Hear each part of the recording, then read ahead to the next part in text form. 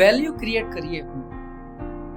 और value create अगर आप नहीं करेंगे तो समाज में आपको पूछा नहीं जाएगा। अपनी एक वैल्यू बनाइए।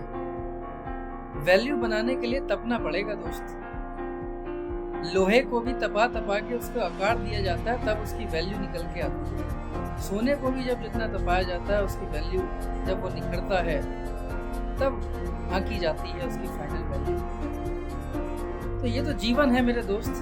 जीवन में तो इतनी सारी कठिनाइयाँ, इतने सारे कष्ट हैं, ऐसे ऐसे समय जीवन में आते हैं।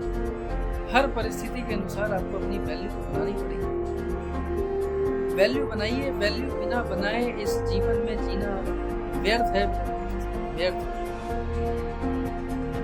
अगर आपको कहीं चलते हुए कीचड़ दिख जाता है, कीचड़ से आप बच के निकल जाते हैं। अगर उसी कीचड़ में कमल दिख जाता है तो आप उठ के बड़े इत्मीनान से उसे निहारते हैं। अगर कोई आदमी आपको कोयला देता है तो आप उसे फेंक देते हैं। और अगर कोई आदमी आपको उसी कोयले की जगह एक हीरा दे देता है तो उसे अपने दिल से ऐसे लगा के रखते हैं जैसे कोई छोटा बच्चा हो। बड़े सहेज के रखते हैं, बड़े प्यार से रखते हैं, जबकि बनते दोनों कार्बन से ही हैं। लेकिन वैल्यू देखिए, हीरे की अलग है, कमल की अलग है। तो कीचड़ और कमल में से आपको कमल पसंद आया, कोयले और हीरे में से आपको हीरा पसंद आया। तो वैल्यू बनाइए दोस्त।